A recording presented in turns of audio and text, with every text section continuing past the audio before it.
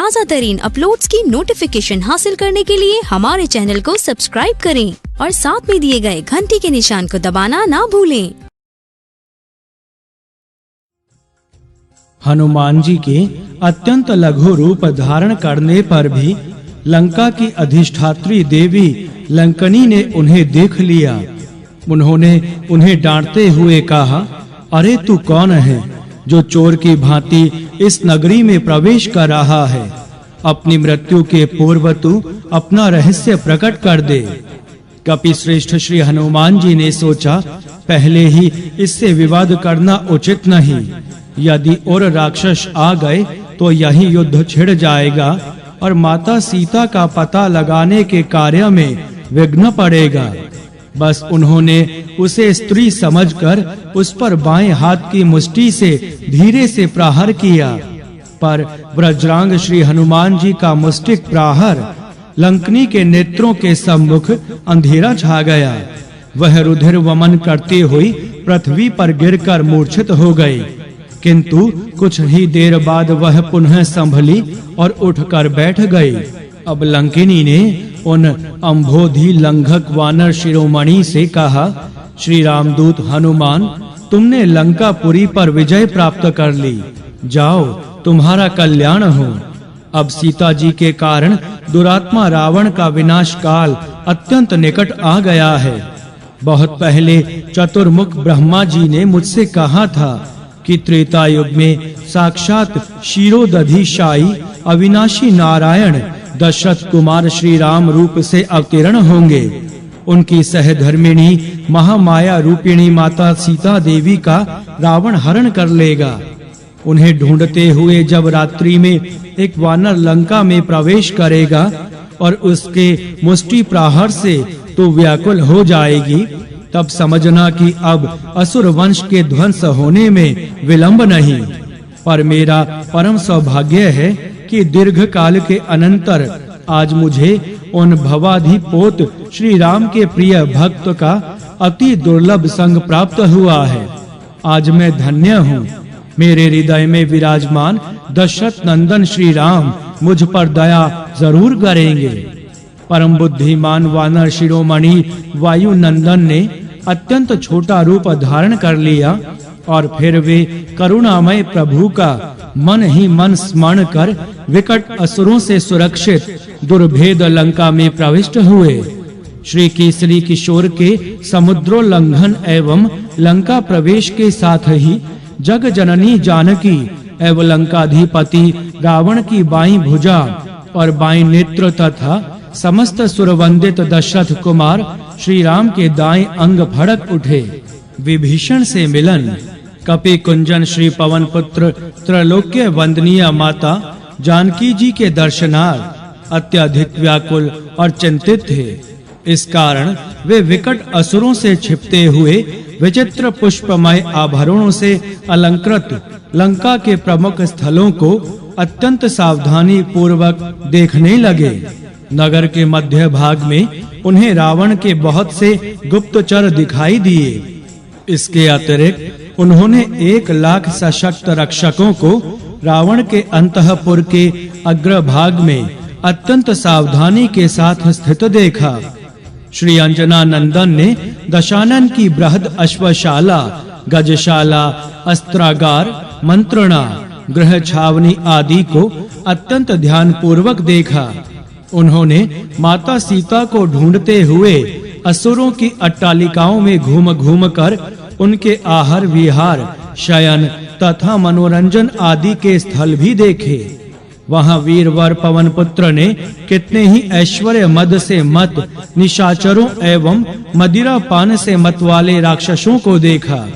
श्री रामदूत हनुमान ने उस त्रैलोक्य विजयी राक्षस राज रावण की लंका में बहुत से उत्कृष्ट बुद्धि वाले, सुंदर बोलने वाले, सामयिक श्रद्धा रखने वाले, अनेक प्रकार के रूप रंग वाले और सुंदर नामों से विभूषित प्रख्यात असुर देखे, पर उन्हें श्री जनक नंदनी के ना तो कहीं दर्शन हुए और ना कहीं किसी के वार्तालाप से ही उनका कुछ संकेत प्राप्त हुआ।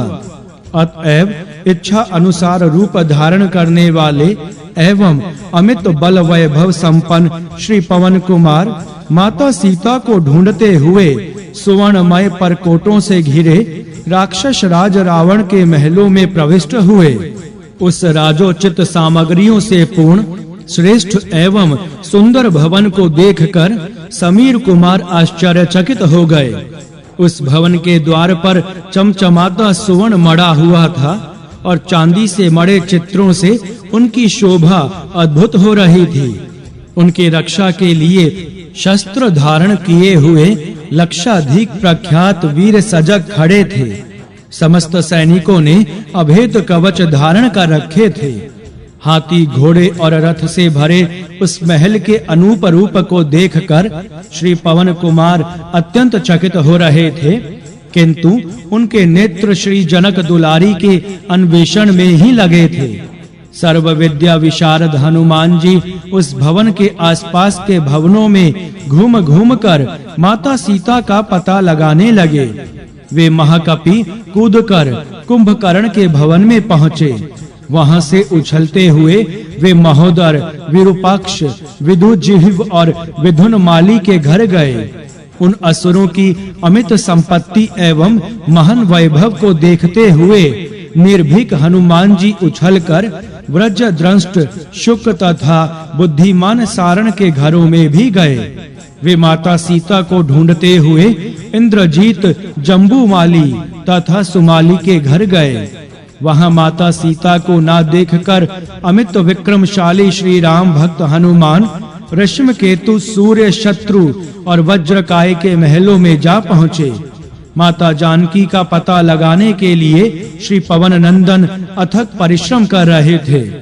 उन्होंने ध्रुमाक्ष, संपाति, विदुद्ध रूप, भीम, घन, विघन, चक्र, शठ, कपट, ह्रस्वकर्ण, द्रष्ट, लोमश, युधोमत, ध्वजग्रीव, द्विजह, हस्तिमुख, कराल, पिशाच और शोणिताक्ष नामक प्रसिद्ध असुरों के घरों में जाकर अत्यंत सावधानी पूर्वक देखा, किंतु वहां कहीं भी श्री जानकी जी के दर्शन न होने से वे पुनः रावण के भवन के समीप शीघ्रता से चले आए। कपि श्रेष्ठ हनुमान जी कूदकर रावण के महल के भीतर पहुँचे। वहां उन्होंने हाथों में शूल, मुग्दर, शक्ति, गदा, पट्टिश, कोदंड, कुशल, परिघ, भिंदीपाल, भाले, पाश और तोमर आदि अस्त्र शस्त्र धारण किए अगणित राक्षस एवं राक्षसियों को देखा।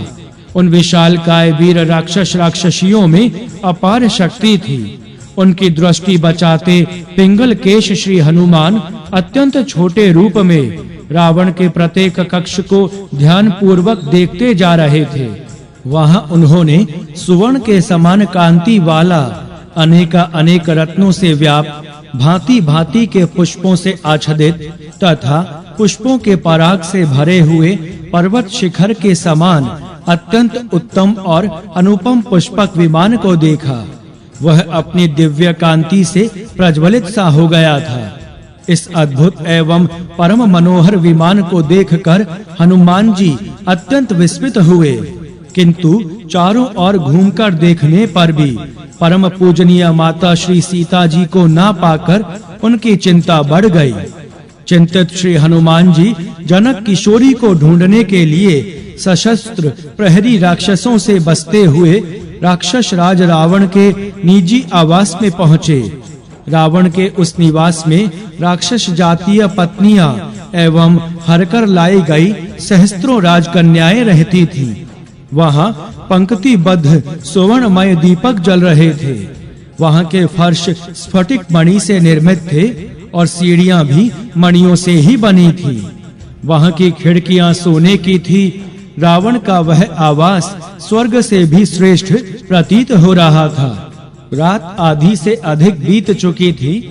उस भवन में श्री पवन कुमार ने रंग बिरंगे वस्त्र और पुष्पमाला धारण किए अनेक प्रकार की वेशभूषा से विभूषित सहस्त्रों सुंदरी स्त्रियां देखी। वे मद्यपान एवं अत्यधिक जागरण के कारण यत्र तत्र गाढ़ निद्रा में पड़ी थीं। उन्होंने माता सीता को पहले कभी देखा तो नहीं था, किंतु परम सती जननी का परम सात्विक एवं तेजस्वी रूप स्वयं पहचान में आ जाता। इस कारण श्री अंजनी कुमार उन सुंदरियों को ध्यान पूर्वक देख रहे थे। इधर-उधर देखते हुए श्री केसरी किशोर ने स्फटिक मणि से निर्मित एक दिव्य एवं श्रेष्ठ वेदी देखी, जिस पर महान ऐश्वर्यशाली राक्षसाधीप रावण का रत्नों से निर्मित अत्यंत अद्भुत एवं परम सुखद पर्यंक था। पर्यंक के चारों ओर खड़ी हुई बहुत सी स्त्रियां हाथों में चवर लिए व्यंजन डुला रही थीं। उस प्रकाशमान पर्यंक पर लंकाधिपति रावण सुख पूर्वक शयन कर रहा था। वहां ब्रह्मचारी हनुमान जी ने उनकी पत्नियों को भी देखा, जो उनके चरणों के आसपास ही सो रही थीं। समीप ही उनको प्रसन्न करने वाली वीणा वादिनी सुंदरियां भी गंभीर निद्रा में पड़ी थीं, तथा उनकी सुकोमल अंगुलियां वीणा के तारों को स्पर्श कर रही थीं। बोलिए सियावर रामचंद्र की जय, पवन सुत हनुमान की जय। जय सिया राम, जय जय सिया राम। उन सबसे पृथक अत्यंत सुंदर शैया पर सोई हुई एक अनुपम रूप लावण्य संपन्ना युवती को हनुमान जी ने देखा। उनकी अंग कांति सुवर्ण की भांति दमक रही थी। वह अनुपम रूपवती रावण की पत्नी मंदोदरी थी। उन्हें देखकर हनुमान जी ने अनुमान किया कि ये जनक दुलारी सीता हैं। फिर तो उनके हर्ष की सीमा ना रही। हर्षोन्मत्त होकर वे अपनी पूंछ पटकने लगे और उसे चूमने लगे। वे वानरों की प्रकृति के अनुसार इधर-उधर दौड़ने लगे। वे कभी खंभों पर चढ़ते तो फिर दूसरे ही क्षण कूदकर नीचे उतर आते। किंतु कुछ ही देर बाद सद्गुण गण निलय पवन कुमार ने सोचा, परम सती माता सीता परम प्रभु श्री राम के वियोग में कभी श्रृंगार करके वस्त्राभरण धारण नहीं कर सकती। वे ना तो भोजन ही कर सकती हैं और ना सुख पूर्वक शयन ही, मदिरा पान तो वे स्वप्न में भी नहीं कर सकती। परम प्रभु श्री रघुनाथ जी के सौंदर्य की तुलना देव, दानव, नाग, किन्नर अथवा धरित्री के किसी पुरुष से नहीं की जा सकती। फिर माता सीता जैसी पतिव्रता नारी पर पुरुषों के पास कैसे जा सकती हैं? अतएव निश्चय ही ये माता सीता जी नहीं हैं। फिर महामति हनुमान जी ने रावण के उस महान भवन में घूम कर सोती हुई सहस्त्रों सुंदरियों को ध्यान पूर्वक देखा। सहसा उनके मन में विचार उत्पन्न हुआ, मैं यद्यपि बाल ब्रह्मचारी हूँ और भगवान श्री राम का दूत हूँ। मैं जगदम्बा को ढूंढने निकला हूँ, किंतु यहाँ मैंने जिस प्रकार गाढ़ निद्रा में सोई हुई पराई स्त्रियों को देखा है, वह मेरे लिए उचित नहीं है। मेरी दृष्टि अब तक कभी अपनी माता को छोड़कर किसी भी नारी पर नहीं पड़ी है, किंतु आज मैं धर्म से च्युत हो गया। धर्म मूर्ति वीर कर्मा हनुमान जी धर्म के भय से शंकित हो उठे, किंतु उनके तन, मन और प्राण में सर्वांतर अंतर्यामी श्री राघवेंद्र विराजमान थे। अतः दूसरे ही क्षण उनके मन का समाधान हो गया।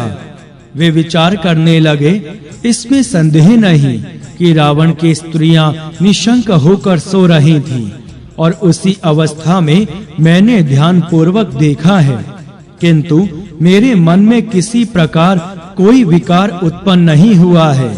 शुभारंभ का प्रेरक तो मन है और मेरा यह मन पूर्णतया शांत और स्थिर है। उनका कहीं राग या द्वेष नहीं है। इसीलिए मेरे इस स्त्री दर्शन से धर्म का लोप संभव नहीं। मैं तो स्वेच्छा से उन स्त्रियों को देखना नहीं चाहता था। माता जानकी जी को ढूंढने के लिए और पहचानने के लिए ही उन पर दृष्टि डाली थी, और स्त्री होने के कारण माता जानकी को स्त्रियों में ढूंढा जा सकता था। मैंने श्री जनक नंदनी का अन्वेषण शुद्ध मन से ही किया है, अतएव मैं सर्वथा निर्दोष हूँ। कामाजीत श्री हनुमान जी माता जानकी जी को अन्य स्थलों में ढूंढने लगे। उन्होंने लंका के बचे खुचे ग्रह, वन, बाग, उपवन, वाटिका, वापी, कूप, मंदिर, पशुशाला, अखाड़ा, सभा भवन, सैन्य क्षेत्र एवं गुप्त से गुप्त स्थानों को भी देख लिया। इस प्रकार वे अत्यंत सजग होकर संपूर्ण रात्रि माता सीता को ढूंढते ही रहे, किंतु उनका कहीं पता ना चला। वायुपुत्र उदास हो रहे थे और इधर रात्रि बीत रही थी। ब्रह्म मुहूर्त समीप आ रहा था। सहसा हनुमान जी की दृष्टि एक अतिशय पवित्र भवन पर पड़ी, जहाँ श्री भगवान का एक मंदिर भी सुशोभित था। उस भवन की दीवार पर सर्वत्र अनेक अवतारों तथा लीलाओं के चित्र और राम नाम अंकित थे। उनके द्वार पर श्री राघव के आयुध धनुष बाण बने हुए थे। वहां मणियों के प्रकाश में केसर और पुष्पों के साथ में क्यारियों में तुलसी के पौधे स्पष्ट दिख रहे थे।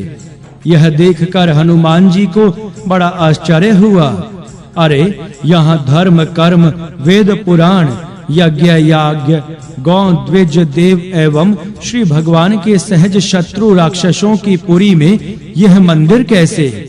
उसी समय रावण के अनुज महात्मा विभीषण शय्या त्याग कर भगवान श्री राम का स्मरण करने लगे। उनके मुख से श्री राम का नाम सुनते ही श्री पवन पुत्र के मन में विश्वास हो गया कि ये निश्चय ही भगवत भक्त पुरुष हैं। शरणागत वत्सल हनुमान जी तुरंत ब्राह्मण का वेश धारण कर भगवान का नाम लेने लगे। राम नाम सुनते ही विभीषण तुरंत बाहर निकले। उन्होंने ब्राह्मण वेशधारी विश्व पावन पवन पुत्र के चरणों में अत्यंत आदर पूर्वक प्रणाम किया। फिर उन्होंने पूछा, ब्राह्मण देवता, आप कौन हैं? मेरा मन कहता है कि आप श्री भगवान के भक्तों में कोई हैं। आपके दर्शन कर मेरे हृदय में अतिशय प्रीति उत्पन्न हो रही है। अथवा आप अपने भक्तों को सुख प्रदान करने वाले स्वयं मेरे स्वामी श्री राम ही तो नहीं हैं, जो मुझे कृतार्थ करने यहाँ पधारे हैं। कृपया मुझे अपना परिचय दीजिए। संसार भय नाशन श्री अंजना नंदन ने अत्यंत प्रेम पूर्ण मधुर वाणी में उत्तर दिया, मैं परम पराक्रमी पवन देव का पुत्र हूँ। मेरा नाम हनुमान है। मैं भगवान श्री राम की पत्नी जग जननी जानकी जी का पता लगाने के लिए उनके आदेशानुसार यहाँ आया हूँ। आपको देखकर मुझे बड़ी प्रसन्नता हुई। कृपया आप भी अपना परिचय दीजिए। भगवान श्री राम की स्मृति से एवं उनके दूत हनुमान जी को सम्मुख देखकर विभीषण की विचित्र स्थिति हो गई। उनके नेत्रों में प्रेमाश्रु भर गए, अंक पुलकित हो गए और वाणी अवरुद्ध हो गई। किसी प्रकार अपने को संभालकर उन्होंने अत्यंत आदर पूर्वक कहा, हनुमान जी, मैं राक्षस राज रावण का अनुज अधम विभीषण हूँ, किंतु आज आपके दर्शन कर मैं अपने सौभाग्य की प्रशंसा करता हूँ। मैं तो इस असुरपुरी में दांतों के मध्य जीभ की भांति जीवन के दिन व्यतीत कर रहा हूँ। विभीषण जी ने हनुमान जी से कहा, पवन पुत्र, मैं राक्षस कुलोत्पन्न तामसिक प्राणी हूँ। मुझसे भजन होता नहीं और अशरण शरण भवाधीप पोत प्रभु के चरणों में मेरी प्रीति भी नहीं है। फिर क्या दया धाम सीतापति श्री राम कभी दीनहीन असहाय निरुपाय और सर्वथा अनाथ जानकर मुझ पर भी कृपा करेंगे? क्या मुझे भी उनके सुर मुनि सेवित चरण कमलों की पावनतम रज प्राप्त हो सकेगी? इतना तो मेरे मन में सुदृढ़ विश्वास हो गया कि भगवत कृपा के बिना संतों का दर्शन नहीं होता। आज जब करुणामय श्री राम ने मुझ पर अनुग्रह किया है, तभी आपने कृपा पूर्वक स्वयं मुझ अधम के द्वार पर पधारने का कष्ट स्वीकार किया है। भक्तानुकंपी श्री पवन पुत्र, भक्त विभीषण की भगवत प्रीति देखकर मन ही मन पुलकित थे। उन्होंने विभीषण से अत्यंत प्रीति पूर्वक मधुर वाणी में कहा, विभीषण जी, आप बड़े भाग्यवान हैं। जिन करुणावतार प्रभु की भक्ति योगेंद्र मुनींद्रों को भी सुलभ नहीं, वह प्रभु चरणों में अद्भुत भक्ति आपको सहज प्राप्त है। भगवान श्री राम जाति पाति कुल मान बड़ाई आदि की और भूलकर भी दृष्टि नहीं डालते। वे तो बस निश्चल हृदय की प्रीति, केवल शुद्ध प्रीति चाहते हैं और इस प्रीति पर वे भक्तों के हाथों बिक जाते हैं, उनके पीछे पीछे डोलते हैं। आप देखिए ना, भला मैंने किस श्रेष्ठ वंश में जन्म लिया है। सब प्रकार से नीच चंचल वानर हूँ। यदि प्रातः काल कोई लोगों का नाम भी ले ले तो उसे उपवास करना पड़े। इस प्रकार के मुझ अधम पर भी भक्त वत्सल प्रभु ने कृपा की है। उन्होंने मुझे स्वजन और सेवक बना लिया।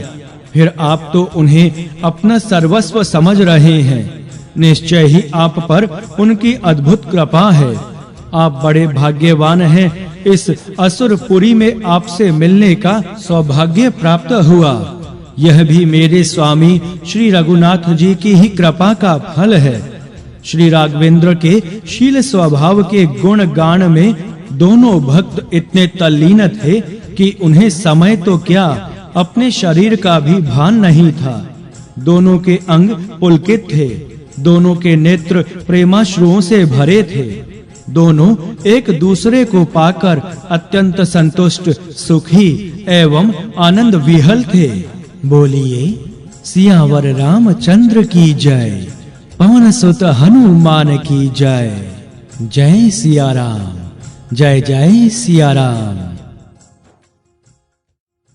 कुछ सावधान होकर पवन पुत्र ने उनको कहा, भाई विभीषण, मैं तो प्रभु के आदेशानुसार माता का पता लगाने यहाँ आया हूँ। अब समय बहुत कम है। सूर्योदय के अनंतर प्रकाश में जननी के समीप पहुँचना कठिन होगा। उधर समुद्र के उस पार तट पर बैठे कोटि-कोटि वानर भालू उत्सुकता से मेरे लौटने की प्रतीक्षा कर रहे हैं। मैं स्वयं मात्र दर्शन के लिए अधीर हो रहा हूँ। आप मुझे जननी का पता बतावें, उनके दर्शन कहाँ होंगे? विभीषण ने बताया, यहाँ से थोड़ी दूर राज सदन के समीप रावण की सर्वाधिक प्रिय अशोक वाटिका है। उस वाटिका में विविध प्रकार के सुगंधित सुमनों एवं अनेकों प्रकार के सुस्वादु फलों से लदे सहस्त्रों वृक्ष हैं। वाटिका में सर्वत्र भ्रमर गुंजार एवं पक्षी कलरव करते हैं। वाटिका के मध्य में निर्मल जल से पूरित एक अतिशय सुंदर सरोवर है। सरोवर के तट पर असुरों के कुल पूज्य भगवान शंकर का एक विशाल एवं रमणीय मंदिर है। वहां प्रख्यात सशस्त्र असुर योद्धा एवं प्रसिद्ध राक्षसियां अहिर्निश पहरा देती रहती हैं। शिव मंदिर से कुछ ही दूर अत्यंत सघन और ऊंचा एक अशोक का वृक्ष है। माता सीता उसी अशोक तरु के नीचे बैठी हुई प्रभु के वियोग में रोती रहती हैं। उनके लंबे काले केश उलझकर एक जटा के रूप में बन गए हैं। अन्न जल का त्याग करने के कारण उनका शरीर सूख गया है। वे पीली पड़ गई हैं। उनके शरीर पर एक मैली साड़ी के अतिरिक्त और कुछ भी नहीं है। अत्यंत क्रूर राक्षसियां उन्हें रात दिन डराया धमकाया करती हैं। उनके पास पहुंचना भी कठिन है। मेरी पत्नी और ज्येष्ठ पुत्री कला कभी-कभी उनके दर्शनार्थ वहां जाकर उन्हें कुछ संतोष दे आती हैं। मैं तो माँ की करुण दशा की स्मृति से सिहर उठता हूँ। सशस्त्र प्रहरी क्रूरतम राक्षस हैं। आप अत्यंत सावधानी पूर्वक जाइएगा।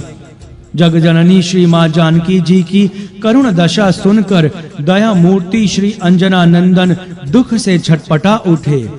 उन्होंने विभीषण को गले लगाते हुए कहा, विभीषण जी, आप चिंता ना करें। उन सर्वसमर्थ प्रभु की दया से मैं जननी के दर्शन कर लूंगा। श्री हनुमान जी ने पुनः छोटा रूप धारण किया और अशोक वाटिका के लिए तीव्र गति से चल पड़े। बोलिए सियावर रामचंद्र की जय, पवन सुत हनुमान की जय। जय सिया राम, जय जय सिया राम। माता सीता के चरणों में ब्रह्मवेला असुर यत्र तत्र निद्रा मग्न थे। श्री राम परायण पवन पुत्र को अशोक वाटिका पहुंचने में कोई विघ्न नहीं हुआ। वहां वे वाटिका निर्मल सरोवर एवं अद्भुत देवालय आदि की अमित शोभा की ओर कैसे दृष्टिपात करते।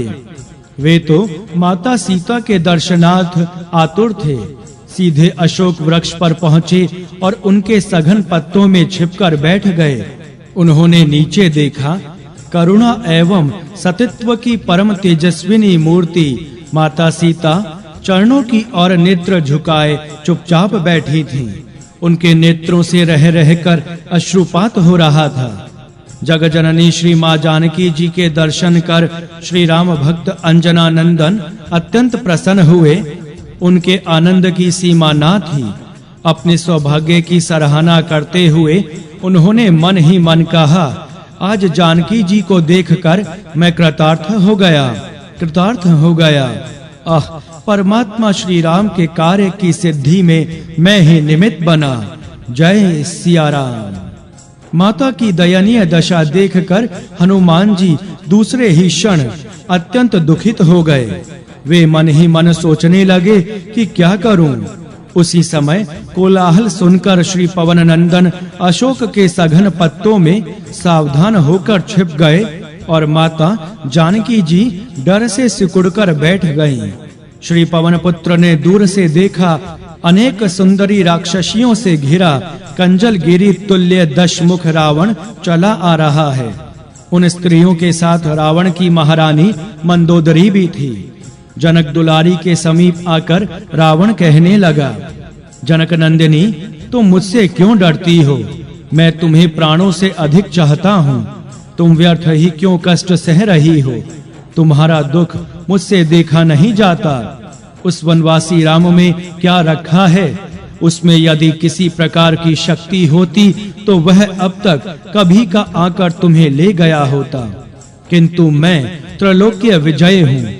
मनुष्य तो क्या, देवता, असुर, नाग और किन्नर आदि सभी मेरे नाम से कांपते हैं। इस त्रिकुट स्थित लंका के दुर्भेद दुर्ग में एक पक्षी का भी प्रविष्ट होना संभव नहीं। फिर वह वनवासी राम शत योजन सागर पार कर यहाँ कैसे आ सकेगा? वह तो सर्वथा असमर्थ, निर्मम, अभिमानी, मूर्ख और अपने को बड़ा बुद्धिमान मानने वाला है। पर अब उससे तुम्हें क्या लेना है? तुम मेरी बनकर रहो। फिर देव, गंधर्व, नाग, यक्ष और किन्नर आदि की स्त्रियां तुम्हारी सेवा करेंगी। मैं पूर्ण समर्थ हूँ। यदि चाहूं तो तुम्हें बलपूर्वक ग्रहण कर सकता हूँ, किंतु मैं तुम्हें हृदय से प्यार करता हूँ। इस कारण कलेश देना उचित नहीं समझता। तुम स्वयं मान जाओ, इसी में तुम्हारा कल्याण है। माता सीता के मन पर प्रलोभन का कोई प्रभाव होते ना देखकर दशानन ने आगे कहा, सुंदरी सीता, देखो, जब तक मुझे रोष नहीं आता तब तक मेरे पक्ष में निर्णय कर लो। अन्यथा यदि मुझे तनिक भी क्रोध उत्पन्न हुआ तो मैं अपनी तीक्ष्ण तलवार के एक ही वार से तुम्हारा मस्तक धड़ से अलग कर दूंगा। तुम्हारे शरीर का मांस गिद्ध और कौवे खाएंगे या राक्षस और राक्षसियां तुम्हें कच्चा ही चबा जाएंगे। क्रूरतम दशमुख की विषदग्ध शरतुल्य वाणी से माता जानकी जी तनिक भी भयभीत एवं विचलित ना हुई। उन्होंने अपने सम्मुख एक तृण रखकर सिर नीचे किए कहा, अधम राक्षस, तुझे जो कुछ करना है शीघ्र कर ले। तेरे जैसे पापी के द्वारा यंत्रणा पाने की अपेक्षा मृत्यु कहीं अच्छी है। अपने को त्रैलोक्य विजय बताने वाले नीच, तू मेरे प्राणनाथ की अनुपस्थिति में मुझे चुरा कर ले आया है और यहाँ अपने घर में असहाय नारी के सामने डींग हाँक रहा है। तू तभी तक प्रलाप कर रहा है जब तक श्री राघवेंद्र लंका में पदार्पण नहीं करते। पर तू देखेगा निकट भविष्य में तेरी सोने की लंका अग्नि में जलकर राख हो जाएगी और तू अपने बांधवों एवं कुटुंबियों सहित मेरे स्वामी के अमोघ शर की भेंट चढ़ जाएगा। जिस समय श्री कौशलेंद्र की बाण वर्षा से विदीर्ण होकर तू यमलोक को जाएगा, उसी समय उनके प्रताप को समझ सकेगा। वे प्रभु जब तक यहाँ से दूर हैं, तब तक तू पागलों की तरह इच्छा अनुसार प्रलाप कर ले। श्री राम वियोगिनी माता सीता सती जी के कठोर वचन सुनते ही दशानन के नेत्र लाल हो गए। क्रोधोन्मत्त रावण तलवार निकालकर श्री जनक किशोरी की ओर दौड़ पड़ा, किंतु उसे रोकती हुई उनकी पत्नी मंदोदरी ने प्रेम पूर्वक समझाया, नाथ, आप इस दीना, शीणा, दुखिया एवं कातर मानवी को छोड़ दीजिए। इसमें क्या रखा है? आपको तो वरण करने के लिए देव, गंधर्व एवं नागादिकों की परम लावण्यवती स्त्रियां प्रतिक्षण प्रस्तुत हैं। मंदोदरी के पैरों पड़ने एवं अनुनय विनय करने से रावण ने पुनः क्रोध पूर्वक भगवती श्री माता सीता जी से कहा, जानकी देख, आज तो मैं तुम्हें छोड़ देता हूँ, किंतु यदि 1 मास में तू मेरी बात नहीं मानेगी तो मैं निश्चय ही तुझे अपने हाथों मार डालूंगा। अच्छा तो यही है कि तू यथाशीघ्र निर्णय कर ले। तदंतर दशानन ने अत्यंत भयानक बदन वाली राक्षसियों को आदेश देते हुए कहा, निशाचरियों, यह सीता आदर, प्रलोभन, भय या जिस प्रकार से मेरे अनुकूल हो जाएं, वही प्रयत्न करो। यदि 1 मास के भीतर यह मेरे वश में हो गई, तब तो यह मेरे महान राज्य सुख का उपभोग करेगी। यदि इसने अपना निश्चय नहीं बदला तो 31वें दिन इस मानवी को मारकर मेरा प्रातःकालीन कलेवा बना देना। रावण चला गया और उसकी इच्छा अनुसार अनेक भयानक राक्षसियां दुखनी श्री जनक किशोरी को विविध प्रकार से डराने धमकाने लगी। यह दृश्य देखकर श्री पवनात्मज क्षुब्ध हो उठे। उनके जी में आया कि इन नीच राक्षसियों को अभी मसल कर फेंक दें, किंतु नीति निपुण मेधावी हनुमान जी ने भगवान श्री राम का कार्य पूरा करने के लिए धैर्य से काम लिया। उन अत्यंत निर्मम एवं दुष्ट राक्षसियों के द्वारा पति वियोगिनी माता सीता जी को डराई जाती देख बूढ़ी राक्षसी त्रिजटा, जो तत्काल सोकर उठी थी, उन सब से कहने लगी, अधम निशाचरियों, निश्चय ही तुम लोगों के बुरे दिन समीप आ गए हैं, अन्यथा तुम लोग दुर्भाग्य नाशन श्री राम की पत्नी देवी सीता के सम्मुख इस प्रकार का दुखद आचरण नहीं करती। देखो, मैंने अभी एक भयंकर और रोमांचकारी स्वप्न देखा है, जो दशानन सहित समस्त राक्षस वंश के विनाश एवं देवी सीता के अभ्युदय का सूचक है। बोलिए, सियावर रामचंद्र की जय, पवन सुत हनुमान की जय। जय सिया राम, जय जय सिया राम। त्रिजटा की बातों को सुनकर राक्षसियां भयभीत हो गईं और वे स्वप्न के संबंध में उनसे आग्रह पूर्वक बार-बार पूछने लगी। त्रिजटा जी ने उन्हें बताया, मैंने स्वप्न में मूड़ मुड़ाए तेल से नहाकर काले कपड़े पहने हुए मदिरा से उन्मत्त रावण को मैंने पुष्पक विमान से धरती पर गिरते हुए देखा।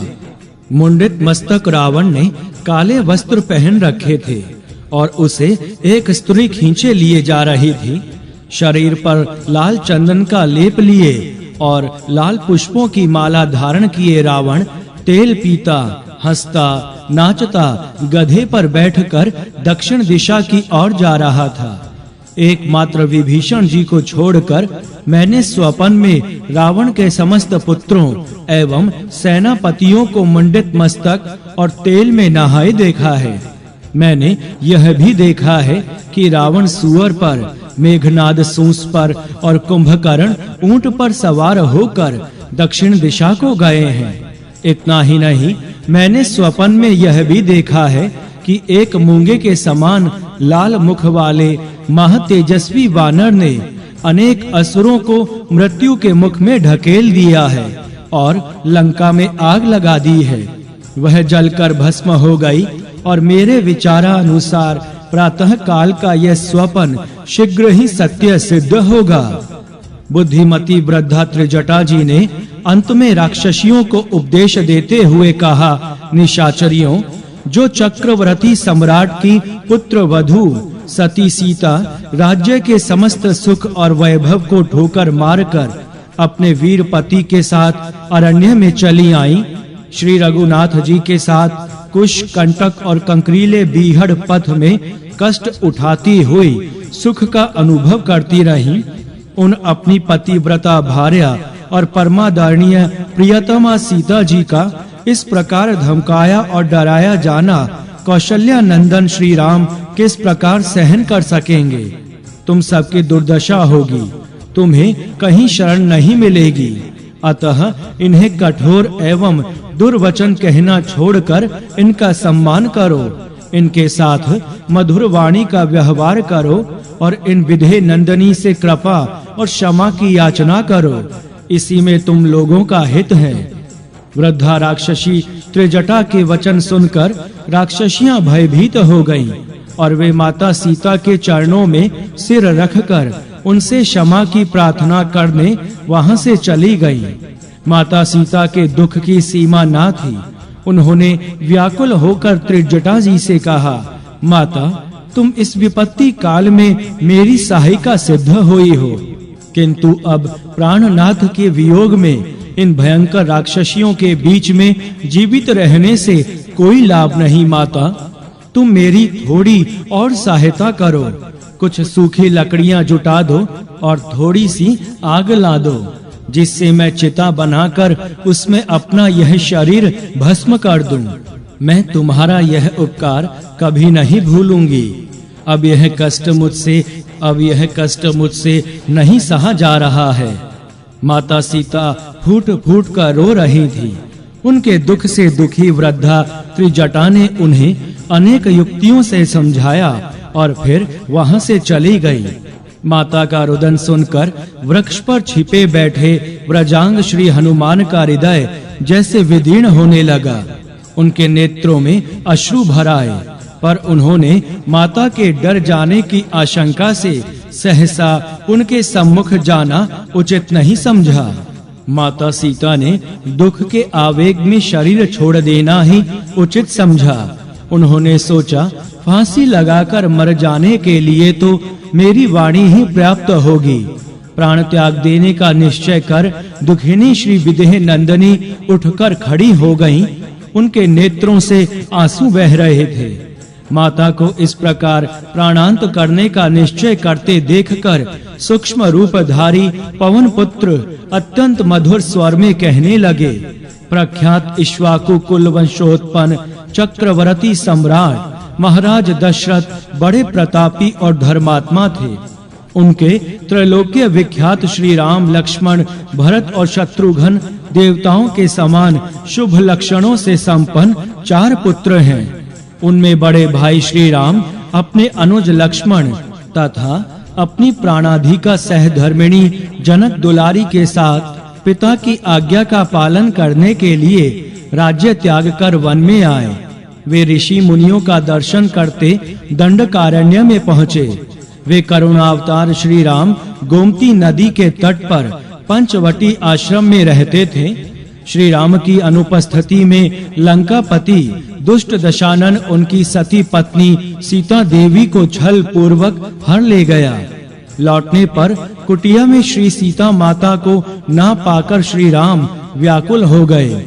लक्ष्मण जी के साथ श्री मां सीता को ढूंढते हुए शोकाकुल श्री राम मार्ग में जटायु को परम धाम भेजकर ऋषयमुख पर्वत पर आए।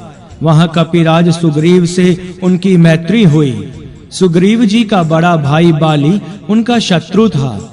प्रलंबाहु श्री राम ने वीरवर बाली को एक ही बाण से मार डाला और सुमित्रा कुमार ने सुग्रीव को किष्किंधा के राज्य पद पर अभिषिक्त किया। किष्किंधा के राजा वानरराज सुग्रीव ने विदेह नंदनी श्री मां सीता जी का पता लगाने के लिए कोटि-कोटि वीर वानर भालुओं को चारों दिशाओं में भेजा। मैं उन्हीं कपिराज सुग्रीव का भेजा हुआ एक तुच्छ वानर हूँ।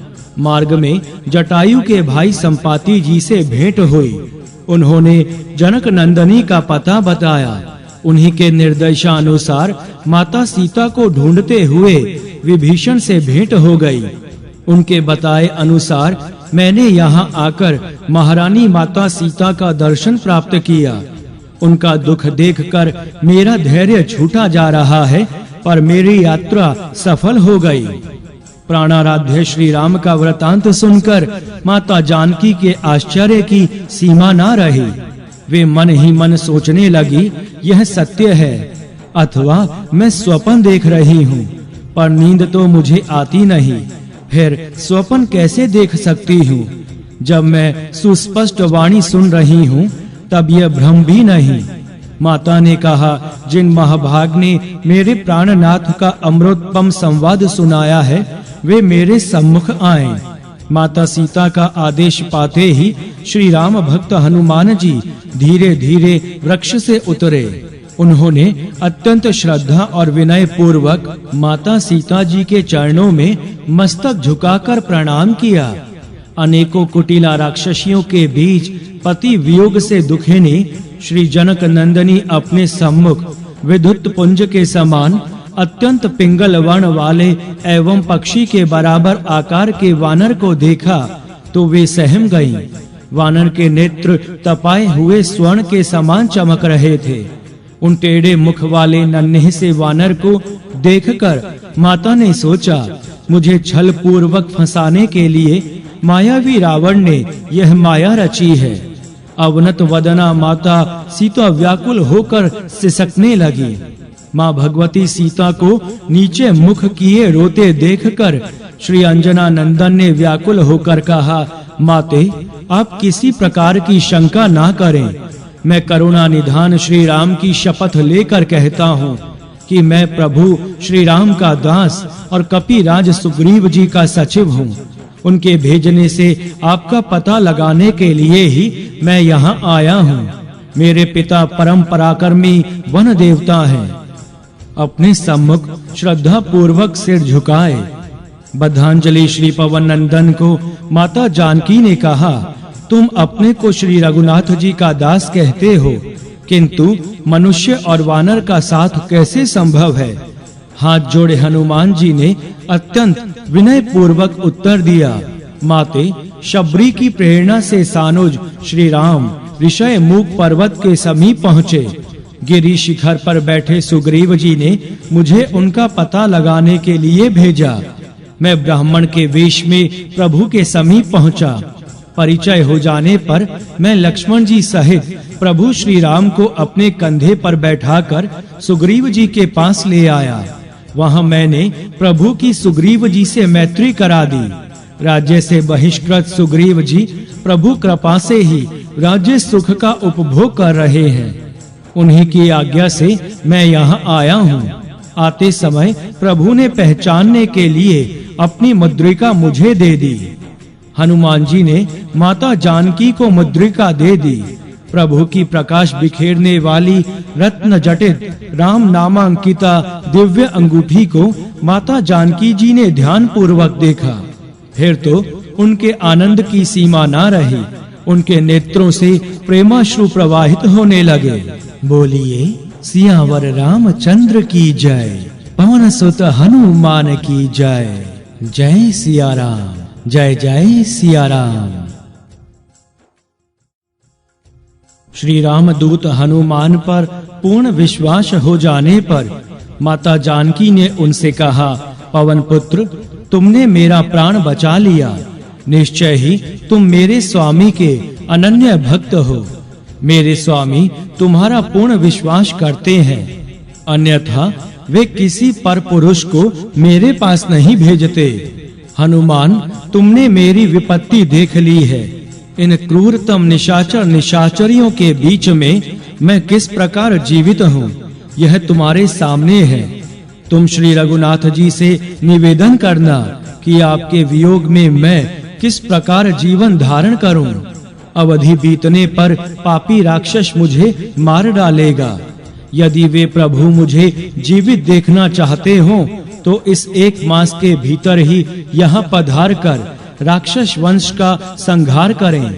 अंजनानंदन, तुम भी उनसे इस युक्ति से बात करना जिससे मेरे प्राणनाथ तुरंत यहाँ आकर असुरों को मारकर मेरा उद्धार करें।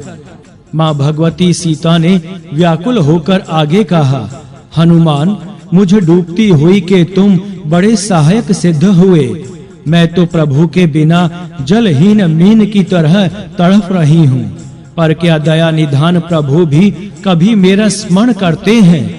बद्धांजलि श्री हनुमान ने विनय पूर्वक उत्तर दिया, जननी, आपके वियोग में श्री रघुनाथ जी के दुख का वर्णन करने में मैं सर्वथा असमर्थ हूँ। आर्य, आपको ना देखने के कारण श्री रघुनाथ जी का हृदय शोक से भरा रहता है। उनका चित्त सदा आप में ही लगा रहता है। इस कारण उन्हें अपने शरीर पर चढ़े डांस, मच्छर और कीड़े आदि को हटाने की भी सुधि नहीं रहती। श्री राम निरंतर आपके वियोग वहनी में जलते रहते हैं। आपके अतिरिक्त वे अन्य कुछ सोचते ही नहीं। आपकी चिंता के कारण एक तो उन्हें नींद नहीं आती और कुछ देर के लिए आई तो भी वे सीता सीता कहते हुए जाग जाते हैं। माते, आप प्रभु के संबंध में तनिक भी ग्लानि मत कीजिए। उन प्रेम मूर्ति के हृदय में आपके प्रति आपसे दूना प्रेम है। करुणा निधान प्रभु ने सजल नेत्रों से आपको संदेश भेजते हुए कहा है, सीते, तुम्हारे बिना मुझे सृष्टि की समस्त वस्तुएं दुखदायिनी हो गई हैं। मन का दुख कहने से कुछ कम हो जाता है, पर किससे कहूँ, मेरा दुख जानेगा कौन। प्रिय, मेरे और तेरे प्रेम का तत्व रहस्य एक मेरा मन जानता है और वह मेरा मन सदा तुम्हारे ही पास रहता है। बस मेरे प्रेम का सार इतने में ही समझ लेना। जीवन धन श्री रघुनाथ जी का संदेश सुनकर श्री माँ सीता जी आनंद मग्न हो गई। उन्होंने हनुमान जी से कहा, सुव्रत, अब तुम ऐसा प्रयत्न करो जिससे प्रभु यथाशीघ्र मुझे यहाँ से ले जाएं, देर ना हो। विनीतात्मा श्री पवन पुत्र ने उत्तर दिया, माते, अब आप चिंता मत कीजिए। आप हृदय में धैर्य धारण कीजिए और परम प्रभु श्री राम का स्मरण करती रहिए। प्रभु के चरणों में केवल मेरे पहुँचने मात्र की देर है। आपका पता मिलते ही सर्व समर्थ दयाधाम श्री राम यहाँ आकर राक्षसों को दंड देंगे और आपको अत्यंत आदर और प्रीति पूर्वक यहाँ से ले जाएंगे। स्वामी ने मुझे आज्ञा नहीं दी है, अन्यथा मैं अभी आपको अपनी पीठ पर बैठा कर ले जाता और श्री भगवान के चरणों में पहुँचा देता। टेढ़े मुख वाले छोटे से वानर हनुमान जी के मुख इस प्रकार की वाणी सुनकर माता सीता को हंसी आ गई। उन्होंने पूछा, पुत्र हनुमान, यहाँ के वीर राक्षसों को तुमने देख ही लिया है। उनकी शक्ति की सीमा नहीं है, पर सुग्रीव के सहायक क्या सभी वानर तुम्हारी भांति लघुकाए हैं? मेरे मन में बड़ा संदेह हो रहा है। फिर क्या था, देखते ही देखते श्री पवन कुमार का शरीर सुमेरु पर्वत के समान आकाश से जा लगा। प्रज्वलित अग्नि के समान तेजस्वी, पर्वत तुल्य विशालकाय, तांबे के समान लाल मुख, वज्र के समान दृष्टा और तीक्ष्ण नख वाले भयानक महाबली वानर वीर हनुमान विशालकाय होकर माता सीता के सामने खड़े हो गए और उन्होंने दोनों हाथ जोड़कर अत्यंत विनय पूर्वक श्री माँ जानकी जी से कहा, माते, मैं वन, पर्वत, अट्टालिका, चार दीवारी और नगर द्वार सहित समूची लंका को उसके स्वामी सहित उठाकर साथ ले जा सकता हूँ। अतएव आप अपने मन में तनिक भी संदेह ना करें। शाखा मृग में बुद्धि कहाँ, किंतु परम प्रभु की कृपा से सांप का छोटा बच्चा भी गरुड़ को खा जाता है। फिर इस तुच्छतम कीट तुल्य रावण की क्या गणना है। माता जननी, मैं वानर राज सुग्रीव का एक तुच्छ सेवक हूँ। उनके यहाँ कोटि कोटि महाशक्ति संपन्न विशालकाय और भयानक वानर भालू हैं। वानर शिरोमणि विशालकाय हनुमान जी की वाणी सुनकर माता जानकी जी के मन का संदेह तो दूर हुआ ही, वे अत्यंत प्रसन्न हो गए। उन्होंने श्री राम भक्त को आशीर्वाद प्रदान करते हुए कहा, हे हनुमान, तुम बल और शील के निधान हो। हे पुत्र, तुम अजर, जरा रहित, अमर और गुणों की निधि हो। श्री रघुनाथ जी तुम पर बहुत कृपा करें। प्रभु कृपा करें। जग जननी के मुखारविंद से आशीर्वाद प्राप्त कर श्री पवन पुत्र कृतार्थ हो गए। उन्हें जैसे निखिल सृष्टि की बहुमूल्य निधि प्राप्त हो गई। वे माता जानकी के चरणों में लौटने लगे। उनके प्रेमानंद की सीमा न थी। उनके अंग अंग में पुलक एवं नेत्रों से अश्रु प्रवाह चल रहा था। भुवन पावनी माता जानकी की चरण रज उनके मुख मंडल में लिपट गई थी। उन्होंने हाथ जोड़कर गद गद वाणी में हनुमान जी ने माता भगवती सीता से कहा, माते, मैं कृतार्थ हो गया। मेरा जीवन एवं जन्म अब सफल हो गया। आपका आशीर्वाद अमोघ है माते, यह जगत प्रसिद्ध है। हनुमान जी ने फिर कहा, माता, मुझे भूख लगी है और मेरे सम्मुख इस वाटिका में विविध प्रकार के मधुर फल लटके दिख रहे हैं। यदि आप आज्ञा प्रदान करें तो मैं इन्हें खाकर क्षुधा निवारण कर लूं। माता जानकी जी ने कहा, पुत्र, तुम फल खाकर तृप्त हो जाओ, यह तो मैं जानती हूँ, किंतु यहाँ बड़े बलवान और शूरवीर सशस्त्र सैनिक पहरा देते रहते हैं। अभय हनुमान जी ने कहा, माते, यदि आप प्रसन्न मन मुझे आज्ञा दे दें तो मुझे इन असुरों की तनिक भी चिंता नहीं है। माता भगवती सीता ने महावीर हनुमान जी को बल और बुद्धि से संपन्न देखकर कह दिया, पुत्र, जाओ, श्री रघुनाथ जी का स्मरण करते हुए इच्छा अनुसार मधुर फलों को खाकर पेट भर लो। हनुमान बोलिए, सियावर रामचंद्र की जय। पवन सुत हनुमान की जय। जय सिया राम। जय जय सिया राम। अशोक वाटिका का विध्वंस। समस्त शास्त्रों के पारंगत विद्वान श्री समीर कुमार ने मन ही मन विचार किया। दूत का कार्य स्वामी के हित के लिए मार्ग प्रशस्त करना है। राक्षस राज रावण का यह दुर्ग अभेद्य है। इसके प्रत्येक द्वार पर इतने अद्भुत और शक्तिशाली यंत्र लगे हैं, जिनके रहते किसी भी वीर वाहिनी का इसमें प्रवेश संभव नहीं। दूसरे, इस अगम लंका को मैंने रात्रि में देखा है। दशग्रीव के व्यक्तित्व एवं उनके योद्धाओं का कैसे पता चले? शत्रु की सैन्य शक्ति की जानकारी आवश्यक है। इतना ही नहीं, रावण को आतंकित कर उसका मनोबल गिराने से भी लाभ होगा। माता सीता भी दिए गए आश्वासन का विश्वास दिलाने से धैर्य पूर्वक अपने दिन काट सकेंगी। अतएव लंका को भली भांति देखकर इसके अधिपति रावण से मिलकर ही जाना अधिक उपयोगी होगा। पर दशमुख से भेंट कैसे हो? यदि ये असुर किसी प्रकार उत्तेजित हो जाएं, तो निश्चय ही मैं रावण के सम्मुख पहुंचा दिया जाऊंगा। बस अपने मन में इस प्रकार की योजना बनाकर श्री पवन पुत्र उछलकर एक वृक्ष पर चढ़ गए। वे मधुर फलों को खाने लगे। वे कुछ फलों को कुतरकर और कुछ को वैसे ही धरती पर फेंक देते। किसी वृक्ष की डाल तोड़कर फेंकते तो कोई समूचा वृक्ष ही उखाड़ देते। इस प्रकार से संपूर्ण अशोक वाटिका को नष्ट करने लगे। जिस अशोक वृक्ष के नीचे माता सीता रहती थीं, उसके अतिरिक्त पवन पुत्र ने वाटिका के समस्त पुष्पों एवं फलों के वृक्षों को नष्ट भ्रष्ट कर दिया। अत्यंत सुंदर वाटिका कुछ ही देर में उजाड़ हो गई। इतना ही नहीं, परम शक्ति संपन्न महादेवात्मज श्री हनुमान असुरों के गगनचुंबी चैत्य प्रासाद पर उछलकर चढ़ गए। वे परम तेजस्वी शिवा अवतार कपीश्वर विशाल शरीर धारण करके लंका को प्रतिध्वनित करते हुए उस प्रसाद को तोड़-तोड़ कर नष्ट करने लगे। बोलिए सियावर रामचंद्र की जय, पवन सुत हनुमान की जय। जय सिया राम, जय जय सिया राम।